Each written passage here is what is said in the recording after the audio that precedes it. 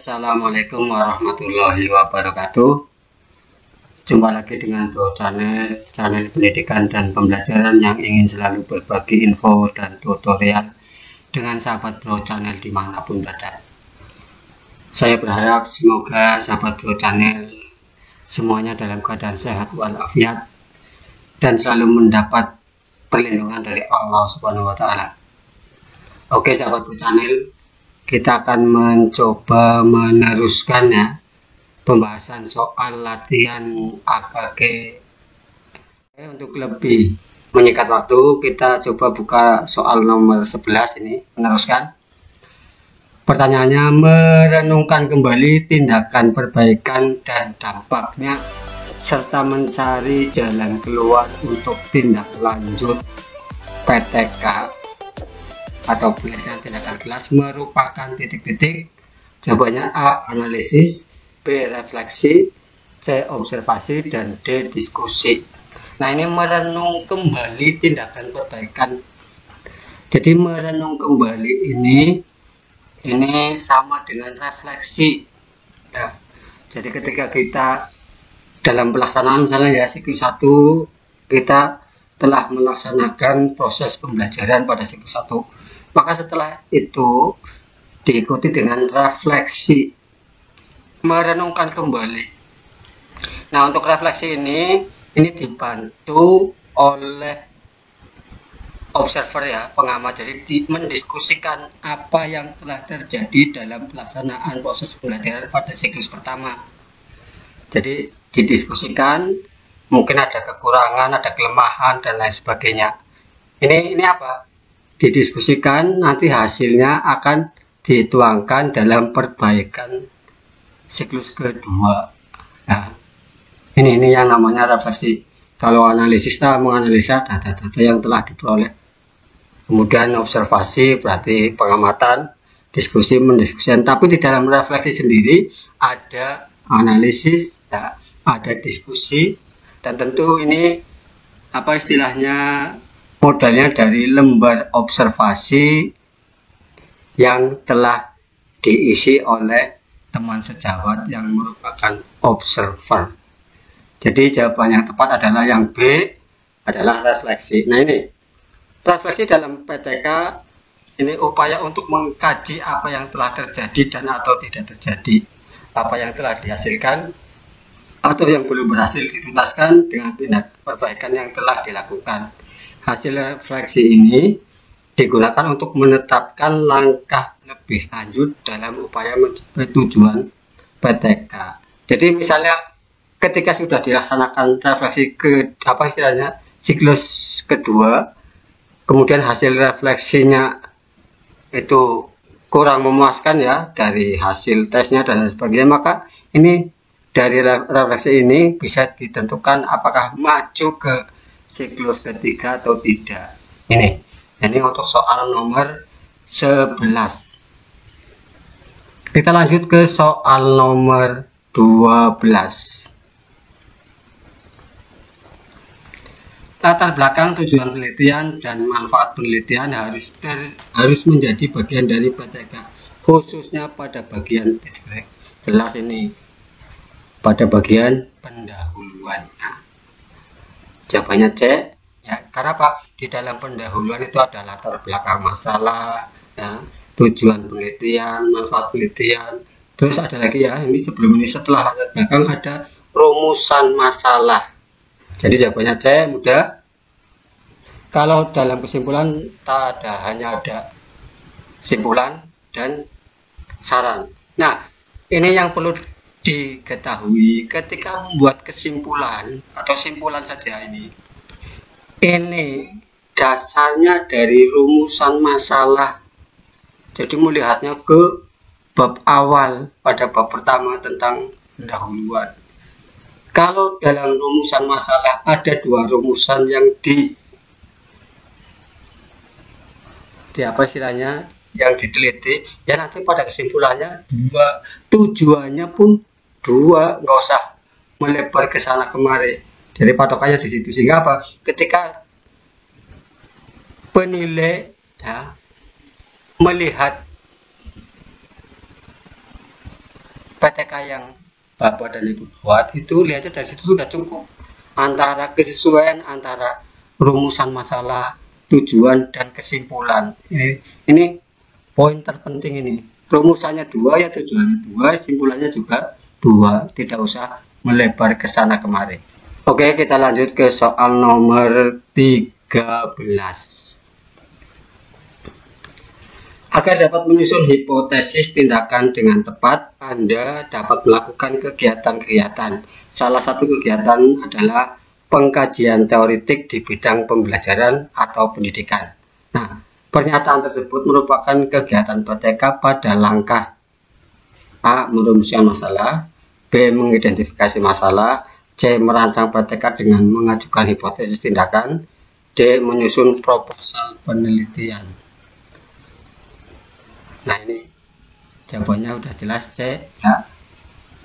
Merancang PTK dengan mengajukan hipotesis tindakan, ini jelas. Nah, ini di sini.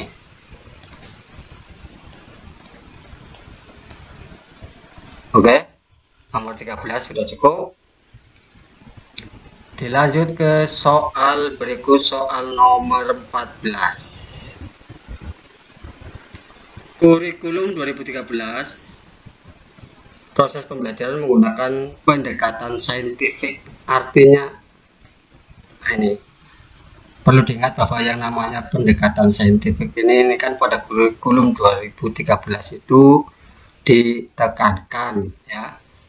Tetapi jangan salah mengerti dulu, yang namanya saintifik itu kan berarti harus yang menggunakan itu harus mapel mata pelajaran IPA. Nah, tidak, karena di sini ada istilahnya. Nah, ini pengertian daripada pendekatan saintifik adalah kegiatan mengumpulkan data menggunakan asas keilmuan yang terstruktur dengan cara, nah ini ada poin mengamati, bertanya, menalar, mengumpulkan data, dan mengkomunikasikan. Nah, ini tidak mutlak hanya digunakan oleh mata pelajaran IPA, di mapel lain juga bisa digunakan, sehingga kita tidak salah kaprah bahwa pendekatan saintifik sainnya berarti hanya untuk IPA, tidak, tapi untuk mata pelajaran yang lain bisa menggunakan pendekatan seperti ini. Kalau ada proses ini, mengamati, bertanya, menalar, mengumpulkan data, dan mengkomunikasikan. Oke sahabat Pro Channel, kita lanjutkan ke soal nomor 15. Manfaat penelitian tindakan kelas atau PTK adalah 1. Meningkatkan proses belajar mengajar, 2. Menggunakan rancangan yang bersifat siklus, di mana setiap siklus memperhatikan perubahan langkah demi langkah, dan 3. Mencakup proses refleksi dan partisipatif. Kecuali di sini ada 1A, 2B, 3C. Nah, kalau kecuali ya berarti D. Kita nggak usah berpikir ya. Kita D-nya ini menggunakan metodologi baru. Ini pertanyaannya masih bingung ini, karena di sini ada semua ya, kita pilih yang D. Oke, kita lanjut ke soal berikut, yaitu soal nomor 16.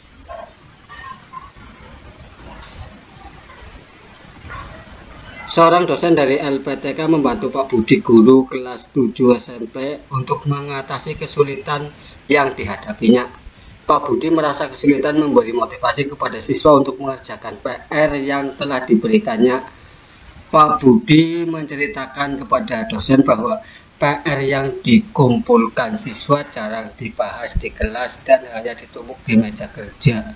Kemudian dosen dan guru merancang cara untuk mengatasi masalah yang ada. Kegiatan yang dilakukan dosen dan Pak Budi merupakan kegiatan PTK karena A. Terjadi pertemuan guru dan dosen, B.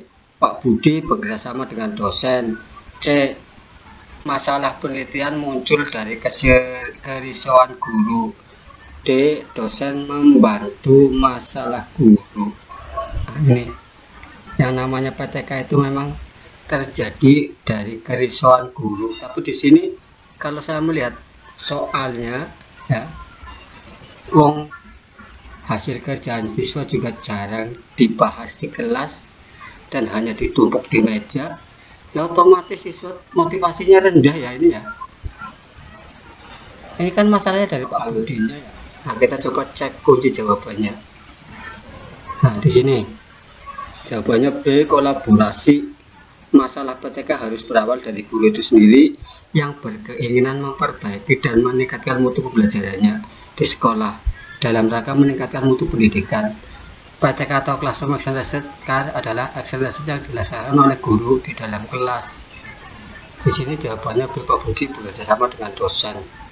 Ya, nanti di sini padahal sudah jelas ya di sini ya, masalah yang ada itu dari Pak Budinya yang tidak pernah membahas ya di dalam di kelas dan hanya ditumpuk di meja. Tapi nggak apa-apa, ini karena PTK itu berarti kan bagaimana cara memperbaiki ya. Ini bukan motivasi dari apa istilahnya siswanya, tapi motivasi dari Pak Budinya supaya mau membahas dan tidak menumpuk di meja. Oke, yang jelas di sini Pak Budi bekerja sama dengan dosen, berarti dosen ini nanti bertindak sebagai kolaborator ya, kolaborator yang bisa diajak sharing, diajak diskusi untuk bersama-sama mencari jalan keluar dari permasalahan ini. Ada kolaborasi antara Pak Budi dengan dosen, sebenarnya tidak harus dosen, dengan teman sejawat pun tidak masalah nanti sebagai observernya. Karena ini dosen berarti ini supaya bisa menggali permasalahan. Mungkin di sini dosennya itu lebih luas pengalaman dan mungkin pengetahuannya sehingga diminta oleh Pak Budi ya, dijadikan konsultan. Oke, kita lanjut ke soal nomor berikut 17. Hal yang menyebabkan hasil penelitian tindakan kelas tidak mempunyai daya generalisasi adalah A. Masalah yang diteliti sangat spesifik. B. Sampel terbatas pada kelas yang diajar. C. PTK dilakukan oleh guru bukan peneliti. D. Metodologinya sangat longgar. Punya daya generalisasi kan berarti dijadikan sebagai kesimpulan secara umum ya ini ya. Nah ya ini karena sampelnya terbatas pada kelas yang diajar ya berarti hanya memperbaiki atau meningkatkan proses pembelajaran atau perbaikan pembelajaran pada kelas yang diampu, sehingga kesimpulannya itu memang tidak bisa digeneralisasi tapi bisa dibuatkan dijadikan rekomendasi kepada mapel lain atau guru lain jika terjadi masalah seperti itu dicoba menggunakan ya penelitian yang dilakukan. Soal nomor 18. Prinsip yang paling penting dalam penelitian tindakan kelas atau PTK adalah A. Komitmen guru sebagai pengajar tidak terganggu. B. Pengumpulan data sederhana.